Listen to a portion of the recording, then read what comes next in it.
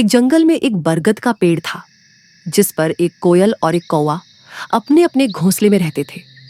एक रात जंगल में बहुत तेज आंधी तूफान आया और बारिश होने लगी। इसके बाद जंगल तहस नहस हो गया। जब अगली सुबह कौवा और कोयल उठे तो उन्हें अपनी भूख मिटाने के लिए कुछ नहीं मिला।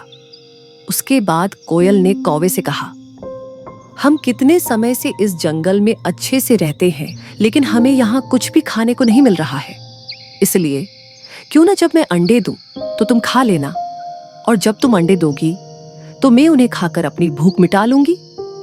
कौवे ने भी कोयल की बात मान ली। सबसे पहले कौवे ने अंडे दिए और उन्हें कोयल ने खाकर अपनी भूख मिटा ली। उसके बाद कोयल ने अंडे दिए।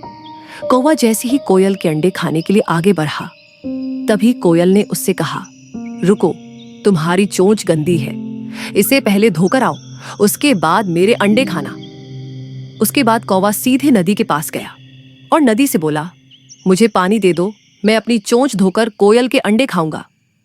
नदी ने कहा, ठीक है, तुम जाकर पानी के लिए बर्तन लेकर आओ। इसके बाद कौवा सीधे कुम्हार के पास पहुंचा और कुम्हार से कहने लगा, मुझे घड़ा चाहिए, उसमें पानी भरकर मुझे अपनी चोंच धोनी है और उसके बाद कोयल के अंडे खाने हैं। कुम्हार बोला, तुम मुझे मिट्टी लाकर दे दो, मैं तुम्हें बर्तन बनाकर दे दूंगा। कुम्हार की बात सुनते ही कौवा धरती से मिट्टी मांगने लगता है। कौवे ने कहा, मुझे मिट्टी चाहिए जिससे मैं बर्तन बनवाऊंगा और उस बर्तन में पानी भरकर अपनी चोंच साफ करके कोयल के अंडे खाऊंगा। धरती ने कहा, मैं तुम्हें मिट्टी देती हूं, लेकिन उसके पहले तुम मुझे खुरपी लाकर दो, उससे ही मिट्टी खोदी जाएगी। कौवा तुरंत भागकर लोहार के पास पहुंचा।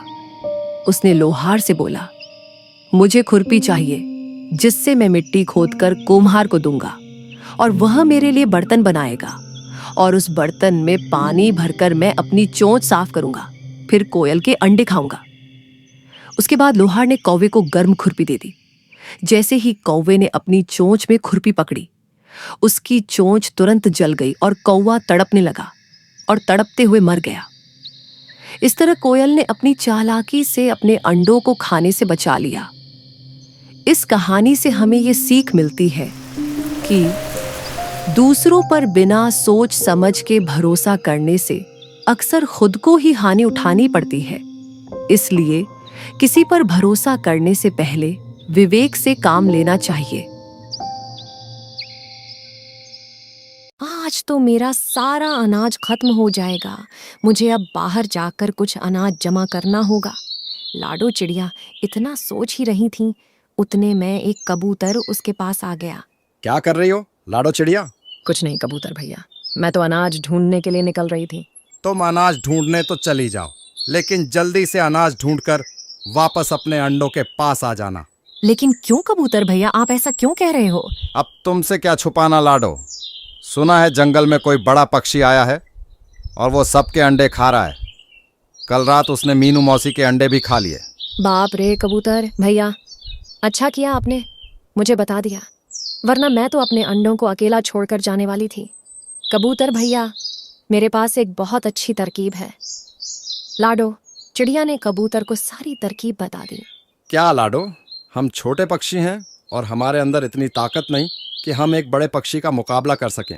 तुम चिंता मत करो कबूतर भैया, ये सब मैं खुद ही कर लूंगी। सारे जंगल के पक्षी लाडो चिड़िया के पास जाते हैं और सब मिलकर पेड़ के सबसे ऊपर एक घोंसला बना देते हैं और लाडो अपने सभी अंडे उस घोंसले में रख देती है।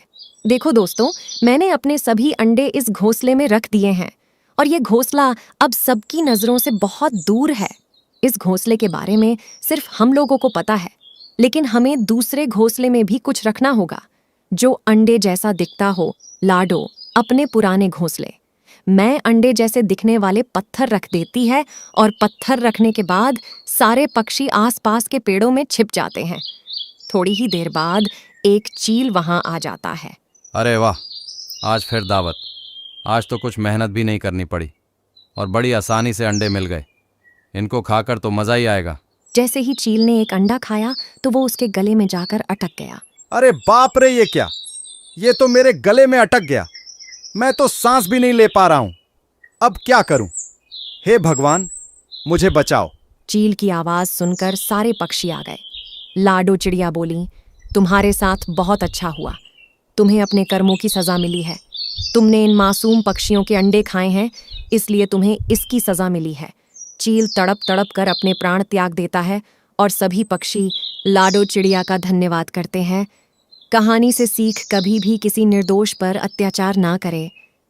कहानी पसंद आई हो तो चैनल को सब्सक्राइब जरूर करें।